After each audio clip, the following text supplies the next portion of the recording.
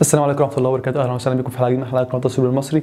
معاك محمد فتحي. حلقتنا النهارده: هل اشتري جهاز كمبيوتر ولا اشتري لابتوب؟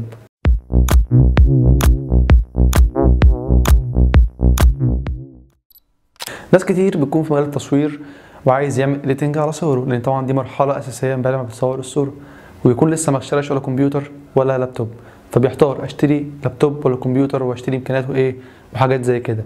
فاحنا دلوقتي هنتكلم عن امكانيات الجهاز المناسب، وتشتري لابتوب ليه او تشتري جهاز كمبيوتر ليه. مبدئيا هنقول مميزات الكمبيوتر او الجهاز البي سي. الكمبيوتر ده هو جهاز منزلي ما بيتحركش من مكانه، كلكم عارفين الكلام ده ليه؟ عشان بيتوصل بسلوك وكهرباء وشاشه والكلام ده.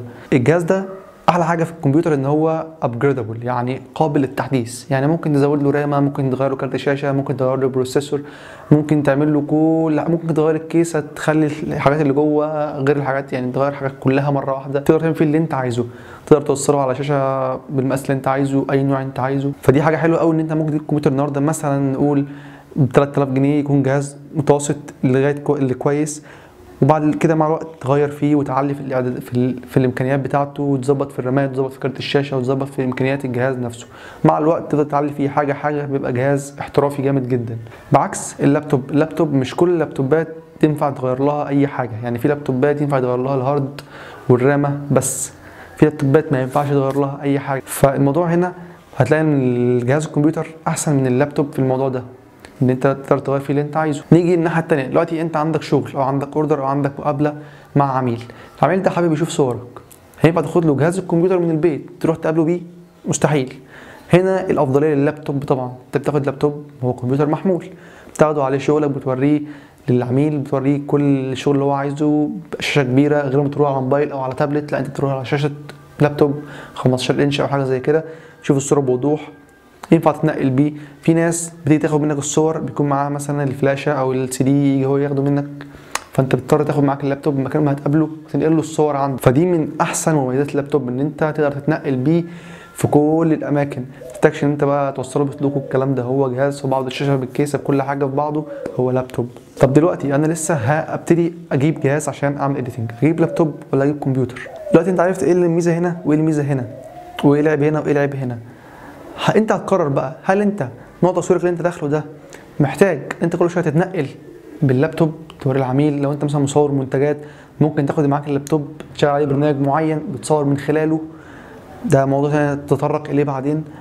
ولا هل انت واحد هتصور وهتعمل اديتنج على الكمبيوتر وهتسلم الصور للعميل على سي دي او على فلاشه، مش هتضطر تنقل معاك الحاجه؟ القرار هنا ليك. غير كده الميزانيه، اللابتوبات غاليه اغلى من الجهاز الكمبيوتر، لان هو طبعا محمول ومضغوط في، انما الجهاز الكمبيوتر بيكون لحد ما ارخص، غير ان انت ممكن تعلي فيه زي ما قلنا في الاول. فانت ممكن لو معاك فلوس مش كتيره ممكن تشتري جهاز كمبيوتر وتعلي فيه، ومع الوقت قدام لما ربنا يكرمك تشتري اللابتوب. انما معلش انا مش معاك ان انت تشتري اللابتوب وبعد كده تشتري جهاز كمبيوتر، الا اذا هتشتري جهاز لابتوب محترم مثلا امكانيات عاليه تغنيك عن الكمبيوتر، وفي نفس الوقت يبقى جهاز تشتغل عليه وتوري الشغل للعميل عليه وكل حاجه.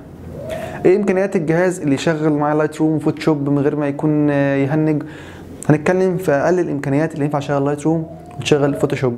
طبعا حط في اعتبارك ان انت ممكن تشغل اصدار لايت روم قديم شويه، اصدار مثلا لايت روم 5، دلوقتي في لايت روم 6، لايت روم 6 ومش عارف بوينت كام، في كذا اصدار لايت روم. على فكره عادي الاصدارات دي بتبقى احدث في حاجات بسيطه، انما لو اشتغلت باصدار قديم مش هيقول لك لا. فوتوشوب في لغايه فوتوشوب 2018 2019، انما في فوتوشوب سي 2014 انا شخصيا بشتغل عليه لغايه دلوقتي، مش فارقه معايا الامكانيات الاعلى في الفوتوشوب الجديد. هنتكلم عن امكانيات اللاب المعقول او الكمبيوتر المعقول. هنقول يكون البروسيسور بتاعه كور اي 3، ده هيشغل اللايت روم فوتوشوب معاك بطريقه كويسه. الرامات تكون على الاقل 4 جيجا عشان الجهاز ما يعلقش معاك.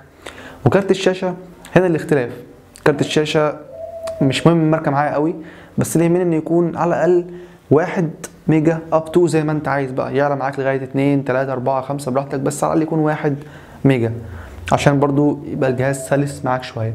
الامكانيه دي تنطبق على اللابتوب وعلى جهاز الكمبيوتر. عايز تعلي كور اي 5 كور اي 7 رامه 8 رامه 16 تجيب كارت شاشه 6 براحتك، بس دي مينيمم او امكانيات الاقل اللي تشغل لايت روم وفوتوشوب. ممكن اصدار قديم شويه، ممكن تشغل الحديث بس تقيل تشغله معاك وتخليك تعمل شغل اديتنج زي ما انت عايز. مش شرط تجيب جهاز كمبيوتر واو، مش شرط تجيب لابتوب واو عشان تعمل اديتنج، لا انت ممكن تشتغل بجهاز زي ما قلت لك، واللي هو سعره مش هقدر اقول لك كام بالتحديد، بس ممكن تشتري لابتوب بالامكانيات دي في حدود مثلا يعني من 3000 ونص ل 4000 جنيه.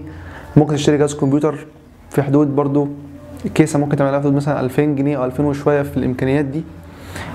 قرار ليك، انت قرر. اديك عرفت المميزات والعيوب ايه هنا وايه هنا. يا رب تكون استفدت معايا. لو ما اشتركتش يا ريت تشترك، ويا ريت لو الفيديو عجبك تعمل لايك، ويا ريت لو استفدت تشير الفيديو. شكرا.